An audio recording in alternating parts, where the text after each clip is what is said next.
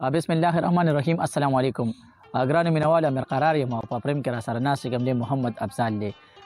د غوښتل مې چې د نوي کال مناسبت سره افضل جانه دې مینوالو ته چې کوم دی د ارشد جان شاهکار صاحب د نوي کال مناسبت سره د هغې یو غزل ډالۍ کړو. نو ستا څنګه خوښه ده؟ بس ولې نه یار، راځئ که نه. ښه جي. نه مې صادر نه مې چوفال نوي شو، وخته زما پرې څه که کال نوي شو.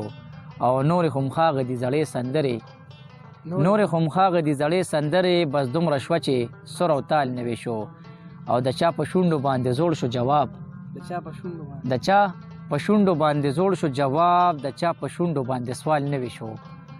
او اوس چې وادې چاته وادې نه ښکاري، اوس چې وادې چاته وادې نه ښکاري، که د لفظونو استعمال نوي شو.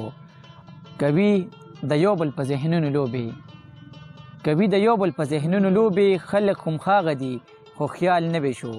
او بېګا مې بیا خوب کې لیدلې وې ته، بېګا مې بیا خوب کې لیدلې وې ته، بېګا مې بیا د فکر ټال نوي شو. او شاهکاره چابل ته ځواني زړه کړله، شاهکاره چابل ته ځواني زړه کړه، د چا د روزو منځ کې خال نوي شو.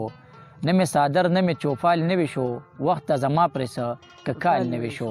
دا بل غزل څه شعرونه دي چې وایي د چا د ژوند یادګار یې دې تصویر کې، د چا د ژوند یادګار یې دې تصویر کې، څومره خمار یې دې تصویر کې. او راشه له خپل قامت ته وپسخېږه، راشه له خپل قامت ته وپسخېږه، جانانه سم چینار یې دې تصویر کې. او خم دې خندلې دې خم شونډې چیچې، خم دې خندلې دې خم شونډې چیچې، یو عجیبه پنکار یې دې تصویر کې. ویمه چې غاړې ته دې واچومه، سم د ګلونو خار یې دې تصویر کې.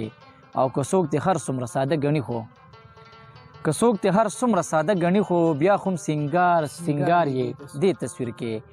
او زما تصویر ته یې ویل ارشده، زما تصویر ته یې ویل ارشده، ته په رښتیا شاهکار یې دې تصویر کې. ډیره مننه جی، ډیره مننه افضل جان. د ارشد جان شاهکار صاحب یو نوې ټپیزه ده او د دې کال مناسبت سره ده. نو زه وایم چې دا به اوم دې مینوالو ته ډالۍ کړو، نو ډیره مزه به وکړي. چې وایي ستا د جمال سندرې وایي، یو کلیوال سندرې وایي، او ناستې پټال سندرې وایي، د نوي کال سندرې وایي، بغیر له تا نه د شړشمو ساګ لذینه، د څوارلسمې چې سپوږمۍ شي ما ته رایاده ستا بلی شي. او د اوښکو ډکه مې جولې شي، او خوره په خیال مې لیونی شي. تمامه شپه ستورو ته ستا کیسې کومه، او ستا د چینار قامت نظار شم، زه درنه څنګه توبهګار شم. او چې ستا په مینه کې پدار شم، د ارمانونو به یادګار شم، بیا که ستانه شمه نو ستا په نوم به شمه. ډیره مننه جی، ډیره مننه. دا د ارشد جان شاهکار صاحب د نوي کتاب نوې غزلې وې چې موږ د نوي کال مناسبت سره ستاسو دپاره انتخاب کړلې، تاسو ته هم ډالۍ کړلې. ډیره مننه جی. ما او افضل له ورکې اجازه ته د لوی الله په امان.